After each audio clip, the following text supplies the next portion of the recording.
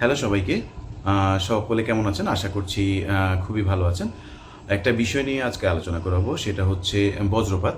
গত ২৪ ঘন্টায় বাংলাদেশে প্রায় ১৫ জন মানুষ বজ্রপাতে মারা গিয়েছেন, যেটা খুবই দুঃখজনক বিষয়। আর প্রতি বছর বাংলাদেশে প্রায় ২০০ লোক বজ্রপাতে মারা যায়। এর মধ্যে প্রায় ১৭ ভাগ হচ্ছে শিশু। আর এটা থেকে বাঁচার জন্য আমরা যদি কিছু বিষয়ে একটু সচেতনতা অবলম্বন করি, তাহলেই কিন্তু আমরা বজ্রপাত থেকে অনেকটাই সেফ থাকতে পারি।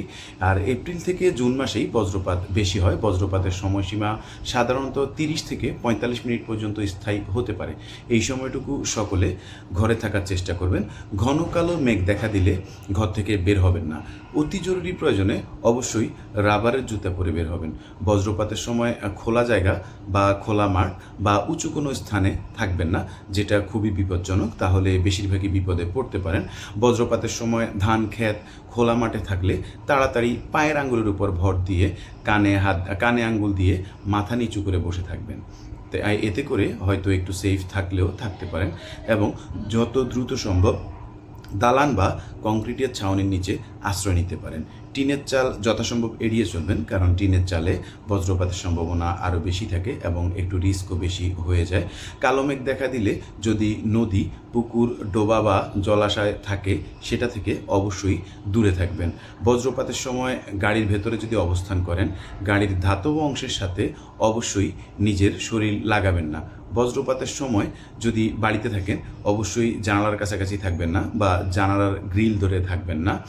এইসব বিষয়গুলো যদি আমরা মেনে চলতে পারি, তাহলে অনেকটাই হয়তো বজ্রপাত থেকে আমরা নিস্তার পেতে পারবো। আমরা চাই না এই ধরনের কোনো ধরনের দুর্ঘটনা আমাদের আপনজন কারো সাথে হোক। সেই জন্য অবশ্যই আমাদেরকে সচেতন থাকতে হবে। আর যারা যারা আমার ভিডিওটি দেখছেন, তারা চাইলে শেয়ার করে দিতে পারেন। আপনার প্রিয়জনরা যদি দেখে এবং শুনে, তাহলে হয়তো তারা এটা থেকে উপকৃত হতে পারে। এছাড়া যারা যারা দেখছেন এখনও পর্যন্ত আমাকে ফলো করেননি, তাহলে ফলো করে দিতে পারেন। এই ধরনের ইনফরমেটিভ ভিডিও অবশ্যই ভবিষ্যতে আপনারা আরও পাবেন। এছাড়াও অন্য কোনো টপিক নিয়ে যদি আপনারা কোনো কিছু শুনতে চান বা জানতে চান, সেই ক্ষেত্রে কমেন্ট করে জানাতে পারেন।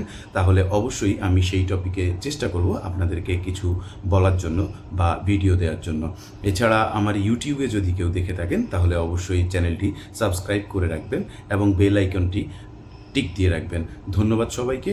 আশা করছি এরকম কোনো একটা ভিডিওতে আবারও দেখা হবে। ততক্ষণ পর্যন্ত ভালো থাকুন, সুস্থ থাকুন এবং কারো যাতে দুর্ঘটনামূলক কোনো মৃত্যু না হয়, আমরা সেই কামনাই করি। ভালো থাকবেন। আল্লাহ হাফেজ। আসসালামু আলাইকুম।